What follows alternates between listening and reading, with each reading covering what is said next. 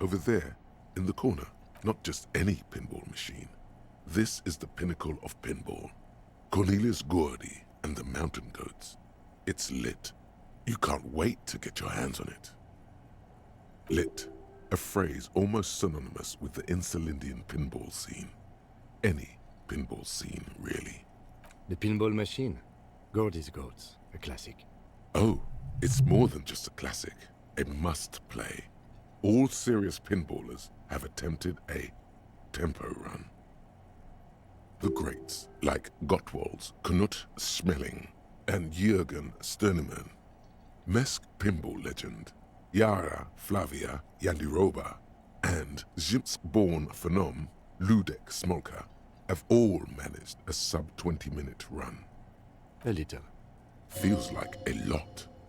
Too much to play it again. Ah, great. Cornelius Gordy and the Mountain Goats reads the golden lettering on top of the back box. There's a small column of text underneath. The machine is coin-operated.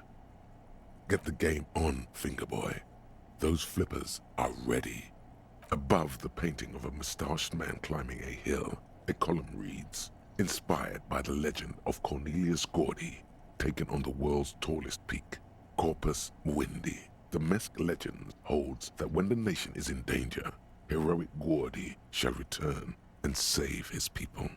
The theme of the game is to explore Gordy's climb through the perspective of goats and to ascend to the top of the mountain in a time of trouble. The peak of the mountain is at the top of the playfield. All the balls have small goat icons on them and represent the goats as they race up and down the mountain. Areas around the playfield represent Gordy's climb, places he was said to have camped, which the goats can discover. Get them to the summit. Indeed, think of them as balls.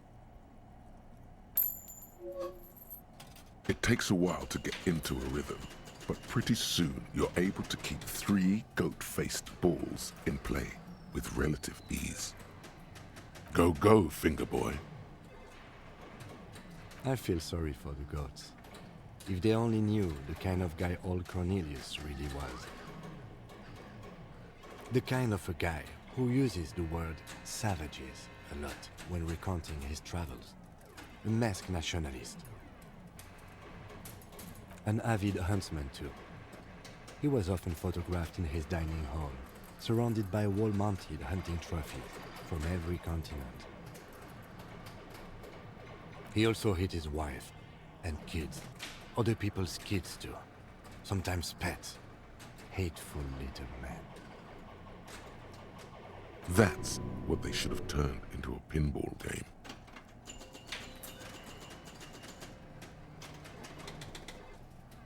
But you seem to be having fun.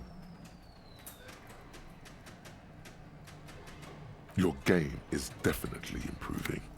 The jolly goats are flying all over the board, and although a few plummet to their deaths, you're never left with less than 3. Natural selection. Suddenly, a special passage leading to the summit slides open at the top of the board.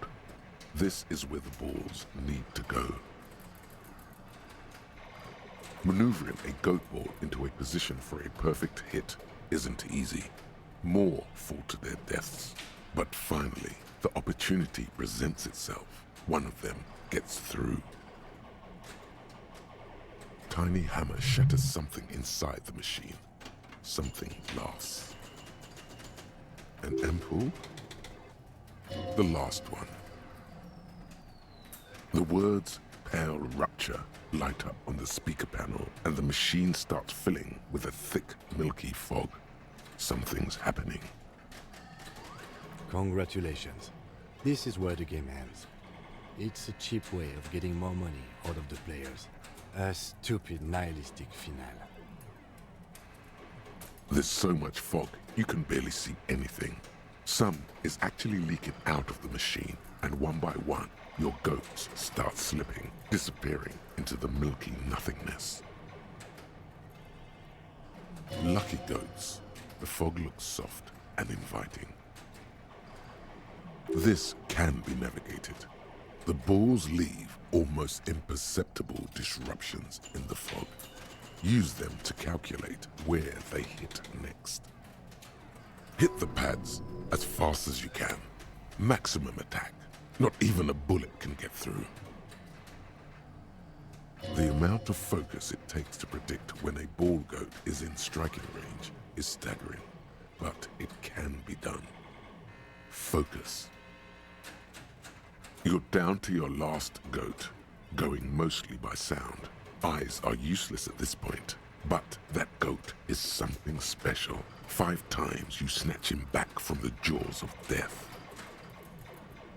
You're in a perfectly balanced system where neither you nor the POW is able to get the upper hand. This could go on forever. I am. I've seen it before. Played it too. You will eventually make a mistake and then it's all over. Only the tension in his posture betrays his interest. With automation-like precision, you keep the final goat ball in play, reacting to the tiniest stimuli, floating in the flow state. The fog is clearing, and suddenly, the old speaker crackles. Gaudy ball is lit. Huh? A panel opens up at the top of the playfield, and a new ball charges downhill.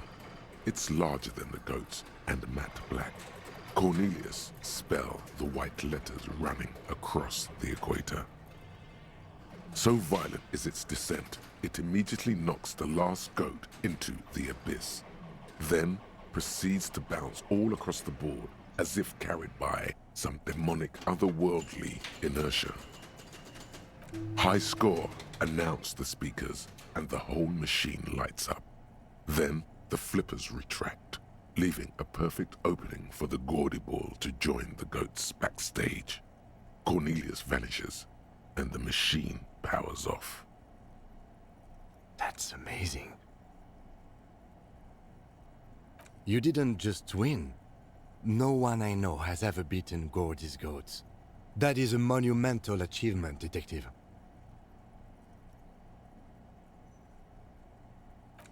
Congratulations, Your Highness.